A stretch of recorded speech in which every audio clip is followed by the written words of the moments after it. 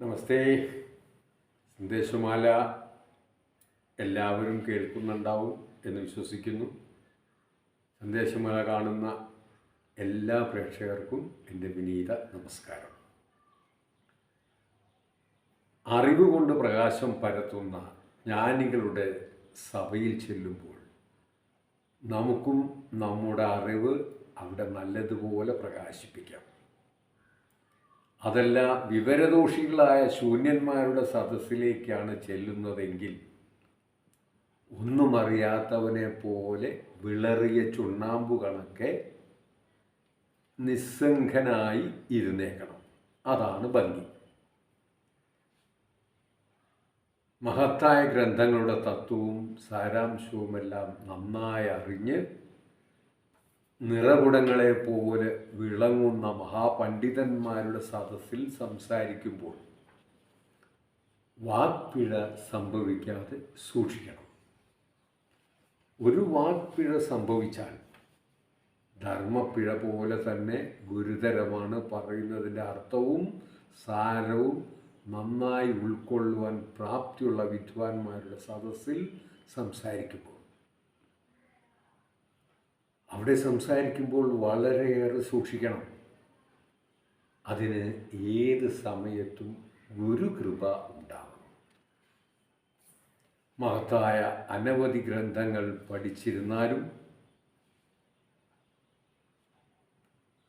തോന്നേണ്ടിടത്ത് അവയിൽ നിന്നുള്ള ജ്ഞാനം കൃത്യമായി തോന്നിയില്ല എങ്കിൽ അത് തോന്നിയാലല്ലേ പ്രയോജനമുള്ളൂ.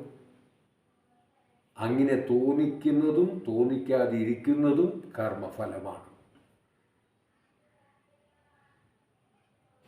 കർമ്മം നന്നായാൽ ഗുരുകൃപ ഉണ്ടാവും. പഠിപ്പിക്കുന്ന അധ്യാപകരെ നിന്ദിക്കുകയും അപമാനിക്കുകയും മർദ്ദിക്കുക വരെ ചെയ്യുന്ന വിദ്യാർത്ഥികളുണ്ട് നമ്മളിടയിൽ.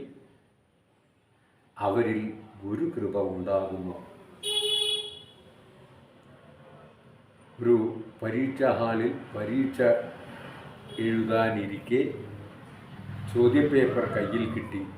എല്ലാം വായിച്ചു നോക്കിയപ്പോൾ എല്ലാം പഠിച്ചതാണ്, ഉത്തരവും അറിയാം. പക്ഷെ ഇപ്പോൾ മനസ്സിലൊന്നും തെളിയുന്നില്ല.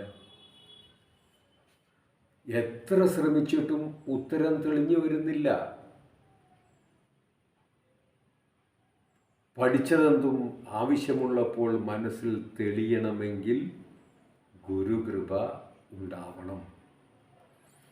ഗുരുവിൻ്റെ ശാപം ഏറ്റുവാങ്ങിയാൽ ഒരു കാലത്തും ഗതി പിടിക്കില്ല. ഒരു ഗുരുവിൻ്റെ മുമ്പിൽ തല കുനിക്കുമ്പോൾ നമ്മൾ ആ വ്യക്തിയെയല്ല, ആ വ്യക്തിയിലെ ആദർശത്തെയാണ് കാണുന്നത്. ആ ആദർശത്തെയാണ് നാം നമിക്കുന്നത്. നമുക്കും ആ തലത്തിലെത്തുന്നതിന് വേണ്ടിയാണ് വിനയത്തിലൂടെ ഉണരുന്നത്. ആ വിനയത്തിലൂടെയേ ഉന്നതി ഉണ്ടാവുകയുള്ളൂ. ഒരു വിത്തിൽ വൃക്ഷമുണ്ട്, പക്ഷേ അതും പറഞ്ഞ് പത്തായത്തിലിരുന്നാൽ എലിക്ക് ആഹാരമാകും. അത് മണ്ണിൻ്റെ മുമ്പിൽ തല കുനിക്കുന്നതിലൂടെ അതിൻ്റെ സ്വരൂപം വെളിയിൽ വരുന്നു.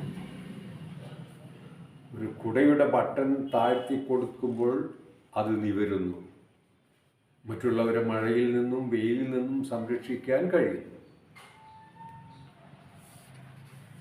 മനുഷ്യ മനസ്സിൽ വിനയമെന്ന ഗുണം മുന്നിട്ട് നിൽക്കണം.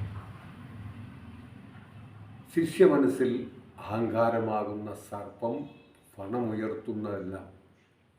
അത് പണമുയർത്തുമ്പോഴെല്ലാം അതിനെ ചവിട്ടിത്താഴ്ത്താൻ ഗുരു ജാഗരൂകനാകും. ഗുരു അങ്ങനെ ചെയ്യുമ്പോൾ ശിഷ്യന് നന്നായി വേദനിച്ചേക്കാം. എന്നാൽ ശിഷ്യൻ്റെ നന്മയെ മാത്രം ലക്ഷ്യമാക്കിയാണ് ഗുരു അങ്ങനെ ചെയ്യുന്നത്. ഒരു പാറക്കല്ലിലെ അനാവശ്യ ഭാഗങ്ങൾ അടർത്തി കഴിയുമ്പോഴാണല്ലോ അതിലുള്ള ശില്പം തെളിഞ്ഞു വരുന്നത്. ദേഹത്തോടും അതുമായി ബന്ധപ്പെട്ട കാര്യങ്ങളോടുമുള്ള മിഥ്യാഭിമാനമാണ് ശിഷ്യനെ വേദനിപ്പിക്കുന്നത്. അതിൽ നിന്ന് അവനെ ആനന്ദ സ്വരൂപത്തിലേക്ക് ഉയർത്തുകയാണ് ഗുരു ചെയ്യുന്നത്. എന്നാൽ അത് സാധ്യമാകണമെങ്കിൽ വിനയവും സമർപ്പണവും ശിഷ്യനിൽ ഉണ്ടാവണം.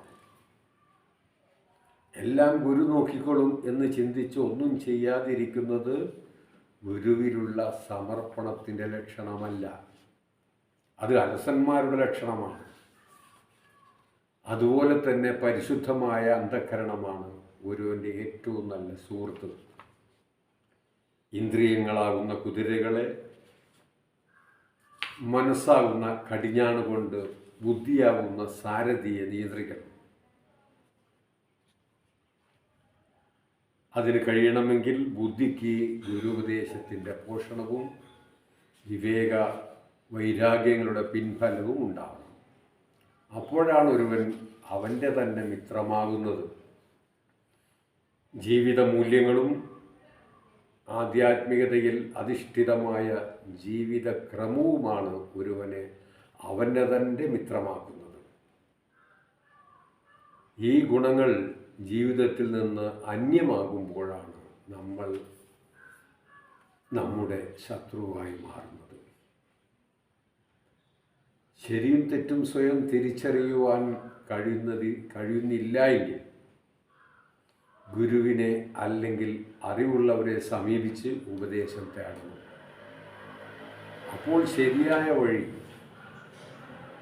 ഏതെന്നറിയുവാൻ നമുക്ക് സാധിക്കും. ഒരാളെങ്കിലും വിശ്വാസമോ അർപ്പണമോ കൂടാതെ മുന്നോട്ട് പോകാൻ പ്രയാസമാണ്.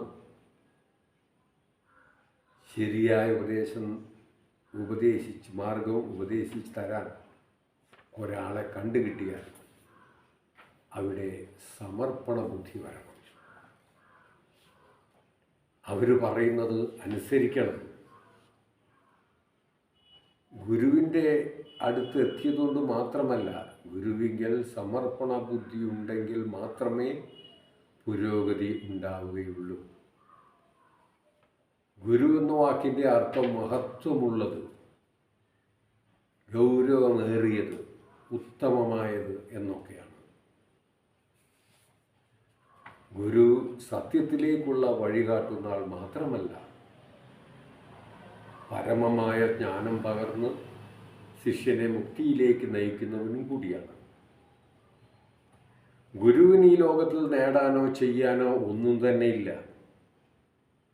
എങ്കിലും ശിഷ്യരെ ഉദ്ധരിക്കാനായി അവരുടെ തലത്തിലേക്ക് ഇറങ്ങി വന്ന് ഗുരു അവരുടെ കൈപിടിച്ച് നയിക്കും. ഗുരു തെറ്റ് ചൂണ്ടിക്കാണിക്കുമ്പോഴും ശാസിക്കുമ്പോഴും ഗുരുവിങ്കൽ തെറ്റ് കാണാൻ ശ്രമിച്ചാൽ ഒരിക്കലും പുരോഗതി ഉണ്ടാവുകയില്ല. ഈ പറഞ്ഞതൊക്കെ വെറുതെ ഒന്ന് ആലോചിക്കുക.